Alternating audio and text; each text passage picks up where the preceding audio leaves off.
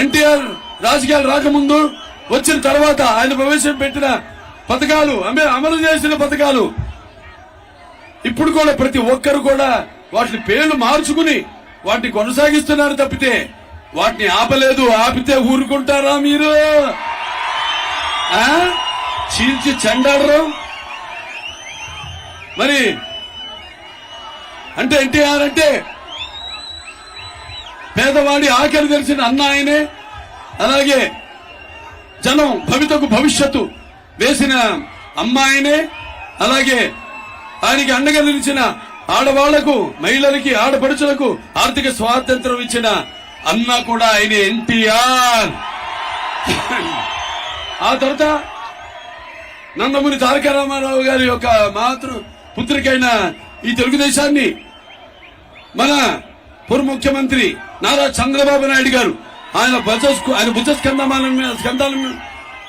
స్కంధాల మీద మోసి అంతే క్రమశిక్షణతో పార్టీని ముందుకు తీసుకెళ్తున్నారు. మరి ఇప్పుడు ఇవాళ జగన్ ఏం చేశాడు? ఏమీ పీకలేదు. ఈ 3 సంవత్సరాలు, ఈ 5 సంవత్సరాలు, 3 సంవత్సరాలు రాజధాని అంటూ సమయం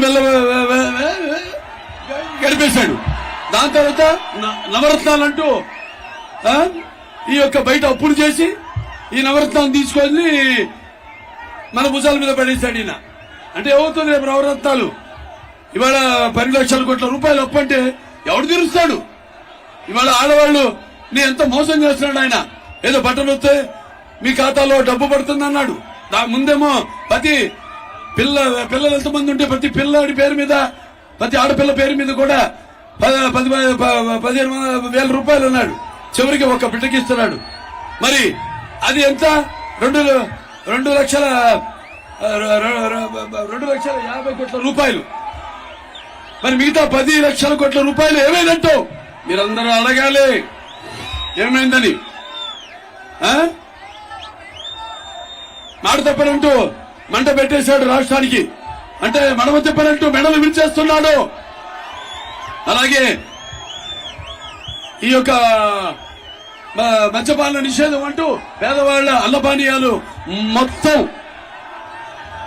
తన ఈ యొక్క మద్యం ఆదాయంలో పోసేస్తున్నాడు. అలాగే జగన్ అన్నట్టు చలగల పీడిస్తున్నాడు. అలాగే మామయ్యనంటూ మనోభావాలు తగలబెడుతున్నాడు. అలాగే నవరత్నాలు అంటూ అందరి నడువులు నవనాడును కృంగదీస్తున్నాడు. నేనుంటే అంటూ, అవును నువ్వుంటే ఎంత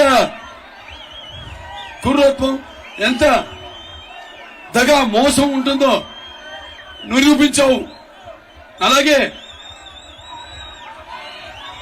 దళితులకి అండగా ఉంటానని చెప్పి వాళ్ళ చావులతో తన ఆఖరి కేకలు ఆర్పుకుంటున్నాడు. నా అక్క చెల్లెలు, నా అన్నదమ్ములంటూ నా అక్క చెల్లెలు అన్నదమ్ముల ఆస్తిలో వాటా అడుగుతున్నాడు. అలాగే నా అక్క చెల్లెళ్ళంటూ మీ అందరు ఉసురు పోసుకుంటున్నాడు. అలాగే మనం చూస్తే అమరావతి రైతుల మెతుకులు రక్తపు కూడిలా మార్చుకున్నాడు. అలాగే రాష్ట్ర ముఖ్యమంత్రిని అంటూ దినకంత్రి పాలన చేస్తున్నాడు. అలాగే నాయకుడిని అంటూ నయవంచుడుగా మారాడు. అలాగే ఋషికొండ విశాఖపట్నంలో దాన్ని తవ్వి తన కండకావరం ఎంత ముదిరిపోయిందో చూపిస్తున్నాడు ఈ జగన్. కాబట్టి మీరంతా చాలా అప్రమత్తంగా ఉండాలి. కానీ ఇవాళ చూస్తున్నాం మనం, ఇవాళ జనం మొన్నటిదాకా భయభ్రాంతులతో ఒడుగుతూ బయటికి రాలేక ఉన్నారు. ఈనాడు ఎలక్షన్ నోటిఫికేషన్ వచ్చింది.